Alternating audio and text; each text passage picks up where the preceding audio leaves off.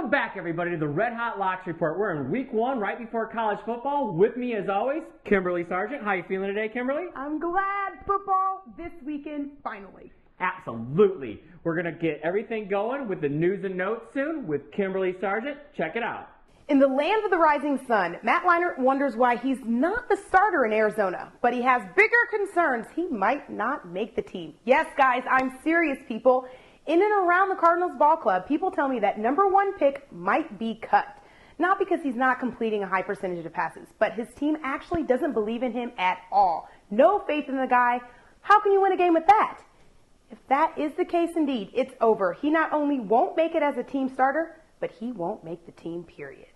He's back. In the American League, yes, back to frighten pitchers who haven't seen him regularly in a few years. Manny Ramirez will try to get the Chicago White Sox back to the playoffs again. As expected, the White Sox claimed the unpredictable but productive 12-time All-Star slugger on waivers from the Los Angeles Dodgers on Monday, hoping his powerful bat full of so many October swings and homers can help them make a postseason push. It should be great entertainment to watch Manny, of course, being Manny. All the while, manager Ozzie Guillen will throw anybody under the bus if they don't win the AL Central. Stay tuned. This will be better than Ozzie's son blasting GM Kenny Williams on Twitter. It's been the summer of sleaze in college football. It started with Alabama's Nick Saban at the SEC Media Day telling the world that agents are the pimps of college sports. No kidding. Nikki, I wish I could forget Drew Rosenhaus, Buzz Cook, and Scott Boras. They've become a household name for what reason again? Then the University of Southern California traveled south to take Tennessee's coach Lane the Backstabber Kiffin and his daddy only after Pete Carroll bailed after finding out the NCAA was going to delete 30-plus scholarships, bowl games for 2 years for a booster giving Reggie Bush a set of rims for his Escalade. Hook me up. Reggie doesn't need them. Jeez, karma's a bitch. There's too much to talk about, from Georgia AD Damon Evans in the Red Panties Diary, Nanny Gate at Carolina, or Masoli at Ole Miss, BYU at, well, nowhere. Glad the rest of the real games start this Thursday night. Last but not least, former Ohio State star Maurice Clarett has signed a 1-year contract with the Omaha Nighthawks of the United Football League. Clarett was expected to be on the practice field Monday night for his first football activity since he was a bust with the Denver Broncos and spent 3.5 years in prison for having a hidden gun and holding up 2 people outside of Columbus, Ohio. Who does that? Talk about second chances. Clarett ran into trouble after a sensational freshman year at Ohio State in 2002. He rushed for 1,237 yards and 18 touchdowns, the last one clinching a victory in the national title game against Miami. He was then suspended the entire 2003 season for taking gifts and lying to the NCAA. He later lost a court case challenging the NFL's rule requiring a player to be out of high school 3 years before becoming eligible for the draft. His downward spiral continued with the robbery, which then landed him in prison, and then for the last 4.5 months in a community-based lockdown dormitory. I hope for his sake, Omaha is ready for this guy. I am Kimberly Sargent, and that's it for the news and notes. In Red Hot Locks continuing coverage of fantasy football, our very own Circusdave interviewed the commissioner of the World Championship of Fantasy Football, Dustin Ashby, via the Skype cam. We are back, everybody, for the Red Hot Locks Report with Dustin Ashby, the commissioner of the World Championship of Fantasy Football. How are you doing today, Dustin? Doing real well, man. How about yourself? I'm doing awesome. Dustin, got a question for you. What's new and exciting with this year's event? Oh, it's going to be an exciting 2010 World Championship of Fantasy Football. We're going to have, as we always do, new formats. We have, of course, the 1K Auction League, the Draft Masters League. The 25K Platinum League continues to grow. We're in Chicago for the very first time. Of course, we're drafting in 4 cities with Vegas, Atlantic City, Orlando, and the new city being Chicago. There's always something new going on at the WCOFF.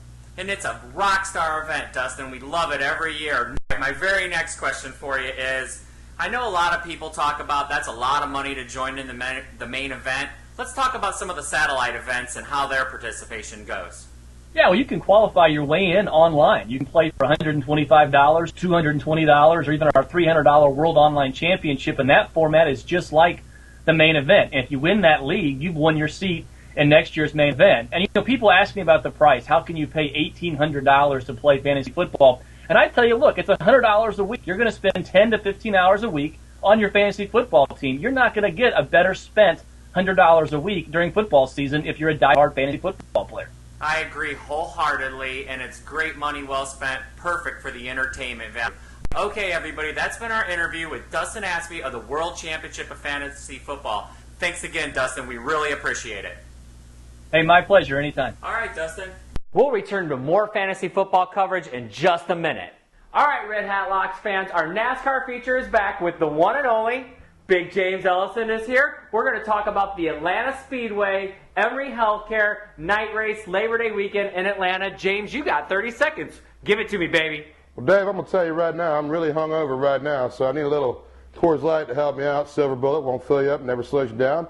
Mountains turn blue when it's cold enough to drink. On top of that, everybody's going to be talking about Hendrick Motorsports, Roush Fenway Racing, and a lot of people are loving Kevin Harvick and Jeff Burton and Clint Boyer. Those are all good picks. I got two little sleeper picks for you, two sneaky little guys. Martin Truex Jr., Napa, right? Yeah, Napa, Michael Waltrip Racing. He always runs well Atlanta. On top of that, Hurricane Earl, named after my friend's dog, is about to hit land. That means weather might be a factor, and every time weather's a factor, David Ruderman tends to run well and even gets a couple wins. Having said that, you want my official pick? I got to go. I like Carl Edwards. I'm going to go with the 99 Carl Edwards first. And Ruderman top 10. 30 seconds. That's Big James, everybody, with the Redhottlocks report. Be sure to check him out in the paper. He's all good. Tell him You about want it. some? Come get some. Nice. All right. In Redhottlocks' continuing coverage of college football, we have an in-depth interview with Redhottlocks senior reporter Mike Anderson on this weekend's great first weekend matchups.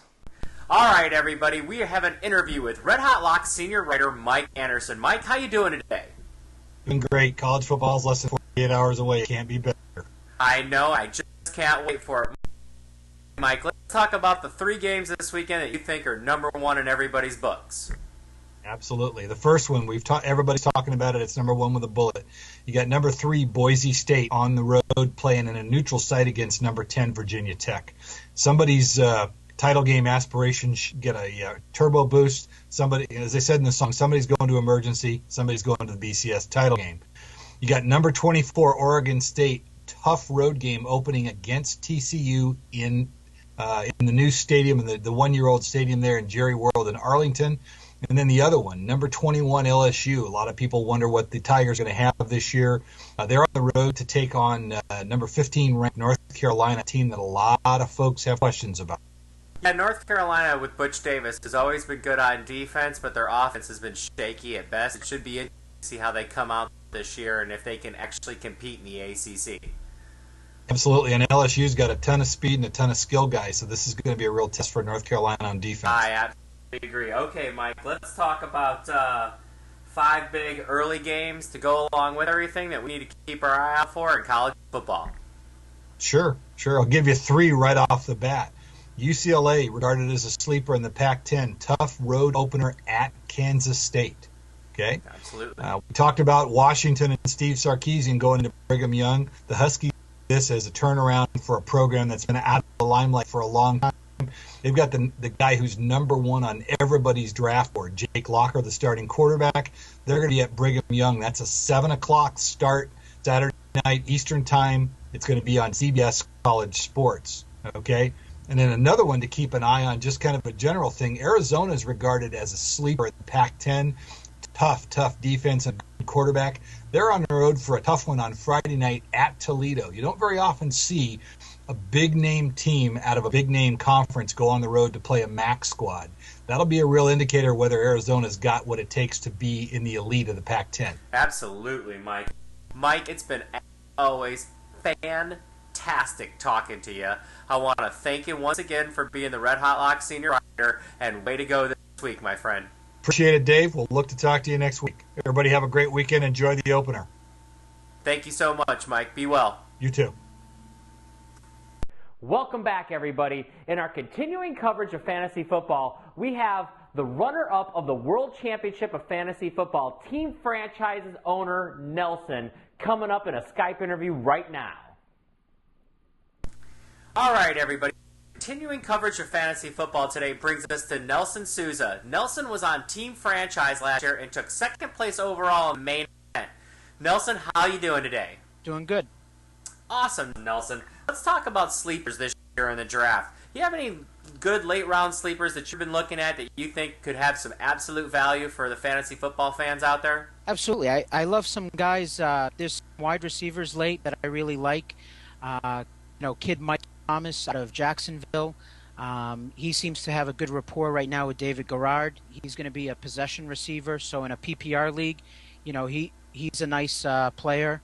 I think Legadou Nani in San Diego is actually, that guy's a baller. I think Floyd's going to be more of the deep threat, but Nani's going to be the move the chains kind of guy. For running backs, once it gets late, it's tough to say that there's anyone that I'm really in love with.